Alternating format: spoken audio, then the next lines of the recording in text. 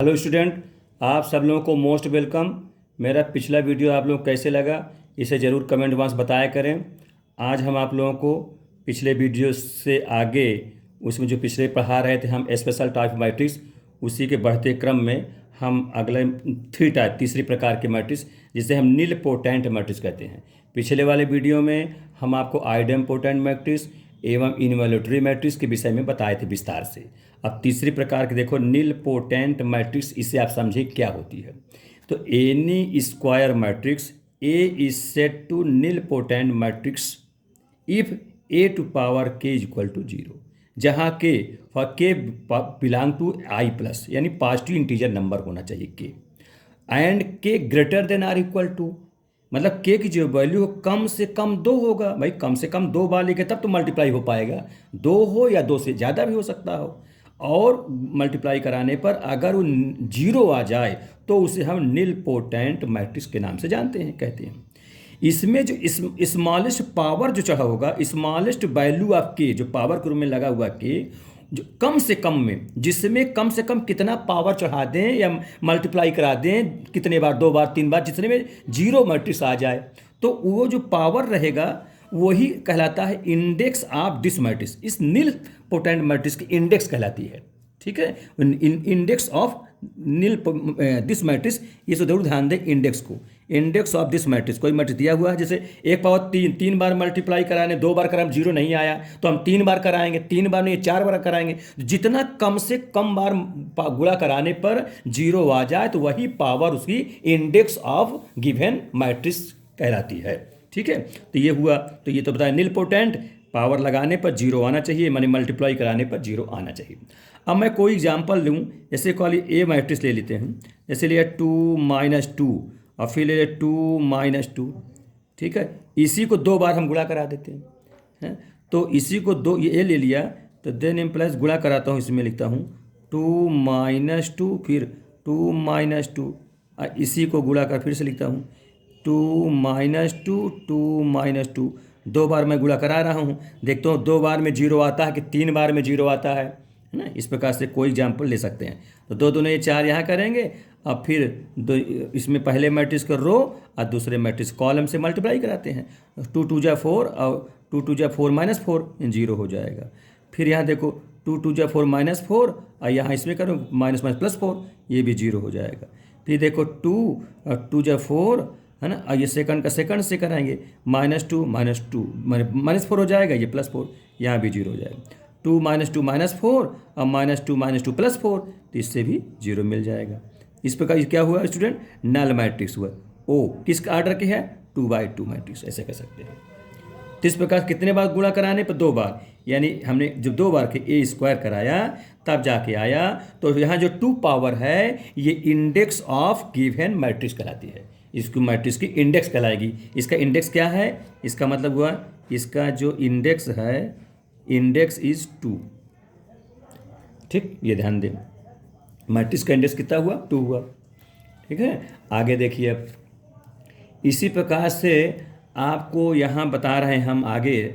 मान लिया जाए ए टू पावर के कोई भी पॉजिटिव इंटीजर हो जाए, ये जीरो हो जाए, इसका मतलब इसका मॉड लगा दूं, ए टू पावर के का मॉड वो भी जीरो होगा। इसका मतलब then implies mod of A to power k, ये प्रॉपर्टीज जानते हो मैट्रिक्स या डिटरमिनेंट की, पावर जो है बाहर हो जाता है, ये हो सकता है। इसका मतलब ये हुआ कि इसका मतलब ये हुआ स्टूडेंट कि जब mod of A to power k अगर जीरो हुआ, इसका मतलब हुआ कि mod of A also zero, ठीक। इस प्रकार से इसका मतलब हुआ कि मैट्रिक्स का जो डिटरमिनेंट है, एक्सपेंशन है, वो जीरो मैट्रिक्स हो गया, ठीक है, नल मैट्रिक्स हो गया।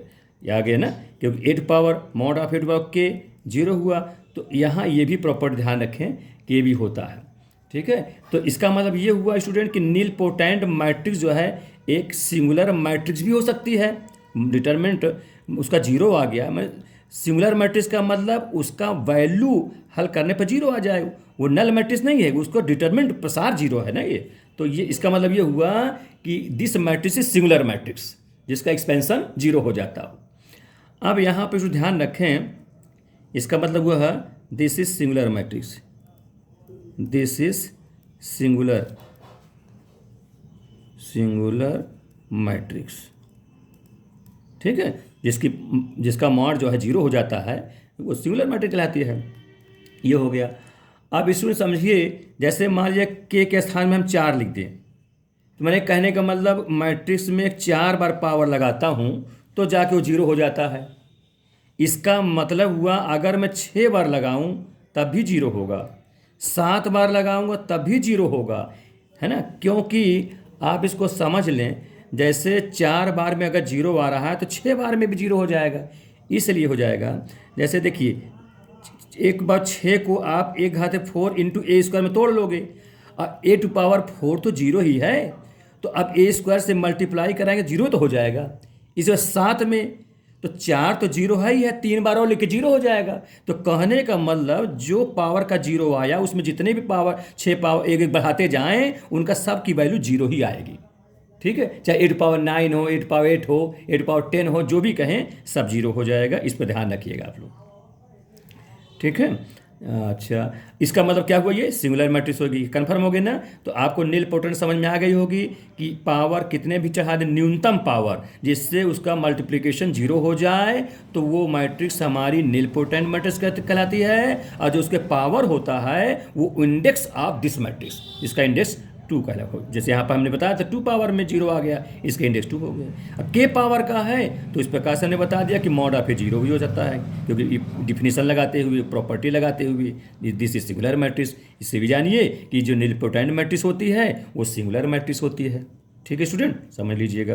अब जैसे देख लीजिए सिंगुलर मैट्रिक्स क्यों हुआ। जैसे आप ध्यान दें, सिंगुलर मैट्रिक्स जैसे ये हम लिए ए मैट्रिक्स 2 -2 2 -2, इसी का माड कर दें, प्रसार कर दें, तो -2 और +2 कट के जीरो हो जाएगा, तो सिंगुलर मैट्रिक्स हो जाएगी जिसका एक्सपेंशन जीरो हो जाता हो। इसका मतलब नीलपोटेंट मैट्रिक्स कैसी होती है, सिंगुलर मैट्रिक्स होती है। यहाँ इसका प्रमाणित भी कर दिया कि यहाँ पर मॉड ऑफ ए जीरो है, इस प्रकार से करके हल करके, ठीक है। तो इस प्रकार से ये सिंगुलर मैट्रिक्स भी समझ में।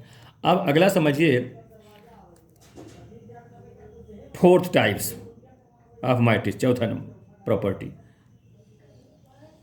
टाइप्स। आर्थोगोनल मैट्रिक्स, अभिलंब के रूप में, है ना। आर्थोगोनल हम लोग अभिलंब के रूप में भी जानते हैं। तो एनी स्क्वायर मैट्रिक्स, सब स्क्वायर मैट्रिक्स में होती है सब चीज़ें, ध्यान दीजिएगा। एनी स्क्वायर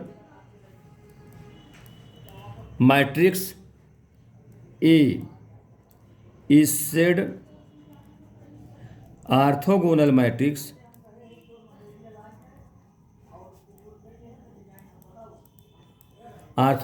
इफ वो मैट्रिक्स और उसका ट्रांसपोज, ये दोनों का स्टूडेंट मल्टीप्लाई कराएं तो अगर आइडेंटिटी मैट्रिक्स आ जाए, ये खास समझिए इसको ठीक से, ऑर्थोगोनल मैट्रिक्स में कि any square matrix A is said to orthogonal matrix if A और ए का ट्रांसपोज। ट्रांसपोज समझते हो, रूपांतर हिंदी में कहते हैं, रो को कॉलम में कह दें और कॉलम को रो में कर दें तो उसको हम उसका ट्रांसपोज कहते हैं, ठीक है। टी लिखा या डैश लिखा मिलता है, एक ही बात होती है। तो ये स्टूडेंट अगर प्रॉपर्टी लागू होती है, ए आई का ट्रांसपोज करने पर अगर आइडेंटिटी मैट्रिक्स प्राप्त हो जाती है तो given matrix is orthogonal matrix के नाम से जानी जाती है। इसका एक एग्जाम्पल मैं आपको दे रहा हूँ। जैसे मान लीजिए ए मैट्रिक्स है, ट्रिग्नोमेट्रिकल के रूप में भी दे सकते हैं, या वैसे भी कोई एल्जेब्रिक का भी ले सकते हैं। यहाँ element cos theta minus sine theta और साइन थीटा और ये कॉस थीटा, ठीक है। इस प्रकार से ले लिया, ये ए मैट्रिक्स हुआ। अब इसका ट्रांसपोज कर दिया जाए तो ट्रांसपोज क्या होगा, रो को कॉलम में, कॉलम को रो में। तो ये जैसे देखिए ये रो है तो ये कॉलम में हो जाए, रो है ये कॉलम में पहुंच जाए, कॉलम वाला रो में हो जाए। तो जो ये रो है कॉलम में कर दीजिए तो माइनस साइन यहाँ आ जाएगा, ठीक। ये रो है तो यहाँ कॉलम में हो जाएगा साइन थीटा और ये कॉस थीटा। इस प्रकार से ये ट्रांसपोज हो गए। अब दोनों का मल्टीप्लाई कराएं, ए और ए का ट्रांसपोज, तो यहाँ लिख दीजिए इसको, तो ये हो जाएगा cos theta minus sine theta, ये साइन थीटा, ये कॉस थीटा, ठीक। इसका ट्रांसपोज वाले लिख दीजिए, cos theta sine theta minus sine theta और ये कॉस थीटा। अब आपस में दोनों मल्टीप्लाई करा दिया जाए।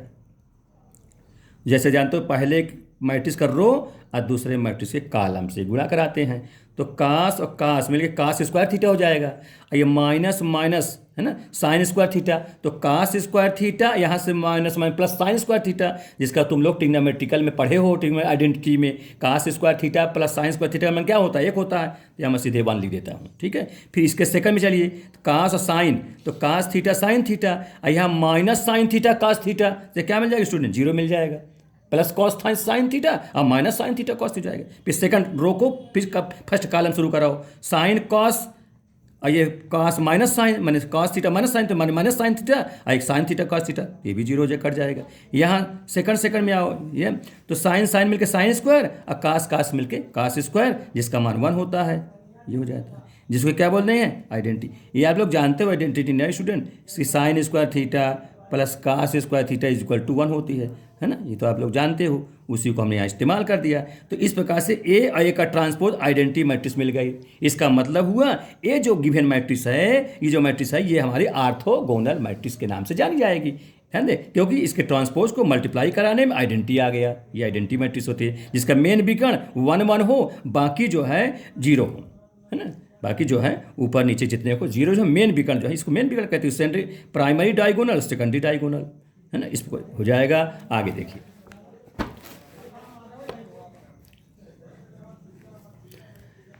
इसके आगे अब देखें, इसकी प्रॉपर्टी कुछ समझें आर्थोगोनल की। ए और ए का ट्रांसपोज जैसा आप जानते हो आइडेंटिटी होता है, ठीक। अब अगर इसमें मॉड लगा दें तो क्या हो जाएगा, ए के ट्रांसपोज का mod is equal to identity का मॉड। और आइडेंटिटी की वैल्यू तो जानते हो 1 होता है, 1 लिख दिया इधर, और इसको मॉड है तो अलग अलग कर दें, ए का मॉड और ए के ट्रांसपोज का मॉड इज इक्वल टू 1। अब इसकी प्रॉपर्टी लगा दें, डिटरमिनेंट की प्रॉपर्टी, ये ट्रांसपोज अंदर है मॉड के, इसको बाहर कर सकते हैं, ये ऐसे हो जाता है इज इक्वल टू 1। अब स्टूडेंट आप लोग जानते हो कि ए का मॉड माने उसके एक्सपेंशन या उसके ट्रांसफॉर्मेशन, क्या उसके उसको रूपांतरित कर दें ए के ट्रांसपोज का मैट्रिक्स, तो दोनों का डिटरमिनेंट दोनों सेम होता है, दोनों सेम होता है। तो ये चीज़ क्या होगा, ये चीज़ एक ही के बराबर हो जाएगा। इसको हम क्या कह सकते हैं, मॉड ऑफ पिवट कह सकते हैं, राइट। रो को कॉलम में कह दिया, कॉलम को रो में कह, इसको हम ए के मॉड का ट्रांसपोज भी कहते हैं, है ना। तो कहने में ए के मॉड का transpose equal to mod of A ही तो होगा, ठीक, की प्रॉपर्टी से। तो इसको हम ए मान सकते हैं, तो माने ए मैट्रिक्स का मॉड माने ए का डिटरमिनेंट ऑफ ए इंटू फिर determinant of A is equal to 1। इसका 2 बार हो गया तो माने डिटरमिनेंट ऑफ ए का स्क्वायर कर सकते हैं, इक्वल टू 1 हो गया। इसका मतलब determinant of A is equal to क्या होगा, प्लस माइनस 1, वर्ग घटे का अंदर अंडरूट लगा देंगे तो प्लस भी और माइनस भी हो सकता है। अभी स्टूडेंट तो डिटरमिनेंट आप पढ़ रहे हो, उसका एक्सपेंशन पढ़ रहे हो, है ना, ध्यान दीजिएगा, इसलिए प्लस माइनस दोनों चलेगा।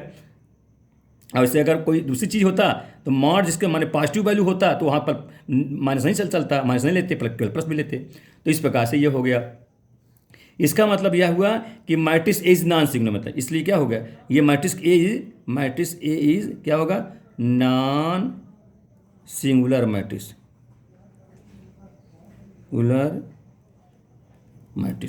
क्योंकि 0 नहीं आया। सिंगुलर आने में 0 होता है, डिटरमिनेंट के वैल्यू 0 आ जाते तो सिंगुलर कहते हैं, प्लस माइनस 1 आ गया, इसको नॉन सिंगुलर मैट्रिक्स हो गया, ठीक है। तो ये इसकी बहुत ही इंपॉर्टेंट प्रॉपर्टी थी जो हमने आपको सिखाया, इसको ठीक से ध्यान से समझें। फिर स्टूडेंट ध्यान दें, फिर पुनः बताता हूँ आपको लोगों को, इसके आगे भी ए और एक, चाहे इसको फर्स्ट समझ रहिए, इसको यहाँ सेकंड समझिए प्रॉपर्टीज़ को।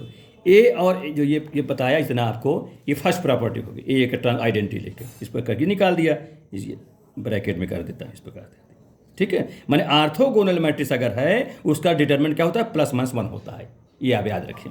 अब इसी में दूसरी प्रॉपर्टी बता रहा हूँ, ए का ट्रांसपोज, जैसे आप जानते हो आइडेंटिटी होता है आर्थोगोनल में। अब अगर इसमें ए इनवर्स से मल्टीप्लाई करा दे दोनों तरफ, ए इनवर्स से, चाहे लेफ्ट में चाहे राइट में, दोनों हो सकता है। A inverse A into A का ट्रांसपोज लिखा है बराबर, ए इनवर्स इंटू आइडेंटिटी, ये इनवर्स स्टूडेंट ध्यान दीजिए, ठीक है। तो ए इनवर्स ए से जब गुणा होता है तो जानते हो आइडेंटिटी हो जाता है, तो आइडेंटिटी होगा इंटू ए का transpose is equal to A inverse I से गुणा होगा आइडेंटिटी से मैट्रिक्स, तो क्या होगा, ए इनवर्स ही हो गया, क्योंकि आइडेंटिटी माने एक होता है, उसका डिटरमिनेंट किसी भी डिटरमिनेंट गुणा करेंगे तो वही डिटरमिनेंट आएगा, आई नहीं आएगा, ध्यान दीजिएगा। प्रॉपर्टी इसकी। अब आइडेंटिटी को ट्रांसपोज से गुणा कराऊंगा, किसी मैट्रिक्स के ट्रांसपोज से, तो वही ट्रांसपोज आ जाएगा, ए का ट्रांसपोज आ जाएगा, इज इक्वल टू ए का इनवर्स। ठीक है, ये कहें या A inverse is equal to A का ट्रांसपोज।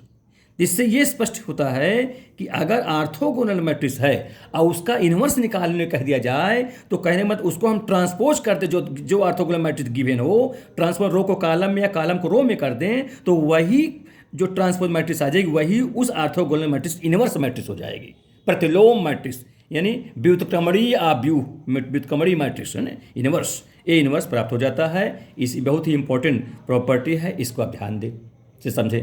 और एक चीज़ और जान दें, दो अगर आर्थोगोनल मैट्रिक्स है उसका मल्टीप्लाई कराऊं तो वो हमेशा आर्थोगोनल ही मैट्रिक्स होगी। कोई भी दो मैट्रिक्स है अगर वो आर्थोगोनल है मैट्रिक्स है, वो मैट्रिक्स और उसका ट्रांसपोज दोनों गुणा आइडेंटिटी आनी चाहिए। ठीक है, तो वो आर्थोगोनल ही होती है। ठीक है, तो इतना ये इसकी प्रॉपर्टी समझिए, बहुत इंपॉर्टेंट है, ये आपको ये समझ लेना बहुत ज़रूरी है। ये विभिन्न कंपटीशन में आप लोगों को काम आएंगे, इसको ध्यान पूर्वक आप समझेंगे तो सारी बातें आपके समझ में आ जाएगी। तो इतना आज के वीडियो क्लास में हम आपको पढ़ा दिए हैं, इतना आपको ठीक से समझें और हम फिर इसके बाद आपको आगे बताएंगे। और आइडेंटिटी मैट्रिक्स, अगर इस चीज़ जान लीजिए, अगर आइडेंटिटी मैट्रिक्स है उसका जो हम आइडेंटिटी मैट्रिक्स ऑलवेज जो है आर्थोगोनल मैट्रिक्स होती है, ये भी ध्यान दीजिए। कोई भी अगर आइडेंटिटी मैट्रिक्स है वो हमेशा क्या होती है, आर्थोगोनल मैट्रिक्स होती है। वो कैसे, जैसे थोड़ा सा इसमें और बता दूं मैं आपको, जैसे कोई आइडेंटिटी मैट्रिक्स है जैसे 1 0 0 1 है, ठीक है, इसका अगर मैं ट्रांसपोज कराऊं, आइडेंटिटी मैट्रिक्स का ट्रांसपोज, आइडेंटिटी क्या हो जाए, यही तो मिलेगा 1 0 0 1। ठीक है, तो अगर इनको आइडेंटिटी मैट्रिक्स को आइडेंटिटी मैट्रिक्स के ट्रांसपोज से मल्टीप्लाई कराऊंगा तो 1 0 0 1 और फिर वही बात हो जाएगी 1 0 0 1। अगर मैं गुणा कराऊँ इनका क्या मिलेगा, गुणा कराऊंगा स्टूडेंट, देखिए 1 1 1 हो जाएगा, अब 0 से 0 हो जाएगा। ठीक है, फिर इसमें से इसमें करूँगे हो जाएगा, यहाँ करेंगे तो ये 0 हो जाएगा, यहाँ करेंगे 1 हो जाएगा। तो वही स्टूडेंट आइडेंटिटी मैट्रिक्स प्राप्त हो गई। इसका मतलब जो आइडेंटिटी मैट्रिक्स होता है वो ऑलरेडी क्या होती है, आर्थोगोनल मैट्रिक्स होती है, ये ध्यान दीजिएगा, आर्थोगोनल मैट्रिक्स। ठीक है, एक प्रॉपर्टी और समझ लीजिए, तीसरी प्रॉपर्टी तो मैं लिखे देता, दो आर्थोगोनल मैट्रिक्स का अगर गुणा कराएं तो वो ऑलवेज जो है आर्थोगोनल मैट्रिक्स, मतलब लिख देता हूं product of two orthogonal matrix is always orthogonal matrix, orthogonal matrix. ये बहुत इंपॉर्टेंट स्टूडेंट ध्यान दीजिएगा, product of two orthogonal matrix, दो आर्थोगोनल मैट्रिक्स है उनका अगर गुणा कराऊं तो वो हमेशा आर्थोगोनल मैट्रिक्स होगा। इसका मतलब उनका गुणा कराने पर वो आइडेंटिटी मैट्रिक्स हो जाते हैं, इसलिए उसको हम क्या बोलते हैं, आर्थोगोनल मैट्रिक्स कहते हैं। कोई भी दो में ए है और एक बी है, अगर दोनों को गुणा कराएं और दोनों आर्थोगोनल है, आर्थो माने ए और ए के ट्रांसपोज के साथ गुणा कराएं तो आइडेंटिटी होता होगा। इसको समझ लीजिए, जैसे एक मैट्रिक्स ए है और दूसरी मैट्रिक्स बी है, और हम कैसे कह दें कि ये आर्थोगोनल है। अगर ए आर्थोगोनल है तो ए और ए के ट्रांसपोज से गुणा कराने में आइडेंटिटी आती होगी, आएगी, बात नहीं आती आएगी। और बी मैट्रिक्स है उसके ट्रांसपोज से गुणा कराऊं तो आइडेंटिटी आती हो, तब तो कहूँगा ए आर्थोगोनल है और बी आर्थोगोनल है। इस प्रकार ध्यान रखें, तो ए आर्थोगोनल हुआ, यहाँ बी आर्थोगोनल हुआ, तो इन दोनों का आपस में गुणा कराऊं, माने ए कहने का मतलब जो दोनों गुणा कराऊं तो क्या मिलेगा, ए और बी मैट्रिक्स है ना, ये गुणा कराने पर क्या हो जाता है, आइडेंटिटी मैट्रिक्स आएगी। ठीक है, तो जब आइडेंटिटी मैट्रिक्स आएगी तब तो हम कहेंगे दोनों मैट्रिक्स हमारे कैसे हैं, आर्थोगोनल मैट्रिक्स है। इसका मतलब गुणा कराने पर क्या हो जाता है, आइडेंटिटी मैट्रिक्स आ जाती है, इसका मतलब दोनों वो आर्थोगोनल मैट्रिक्स। ठीक है, बात समझ में आ गई इतने, तो इसको आज यहीं तक, हाँ यहाँ तक आप समझिए। नेक्स्ट आपको इसके आगे हम और प्रकार के मैट्रिक्स बताएंगे और भी विभिन्न प्रॉपर्टियाँ, हार्मिल्टन मैट्रिक्स वगैरह और भी तमाम प्रकार चीज़ें बताएंगे। इसका ध्यान से पढ़िए, ये विभिन्न कंपटीशन में काम आएंगे, जैसे टीजीटी पीजीटी में भी आते हैं, विभिन्न कॉम्पिटिटिव एग्जाम में भी आते हैं। तो इसे हम चीज़ें पढ़ाना शुरू किए हैं और पिछले भी कई वीडियो में इसको मैं पढ़ाया हूँ, उससे भी ध्यान दें। मेरा चैनल नाम है मैथ बाई आर्यन सर, इसे आप ध्यान से समझें। और वीडियो को अगर अब तक आप लोग लाइक सब्सक्राइब ना किए हो स्टूडेंट, तो ज़रूर लाइक सब्सक्राइब कर दिया करें, ठीक है। इससे आपको तरह तरह की वीडियो मिलेगी और आप ध्यान से पढ़ें। Thank you. नेक्स्ट आपको अगले वीडियो में बताऊँगा।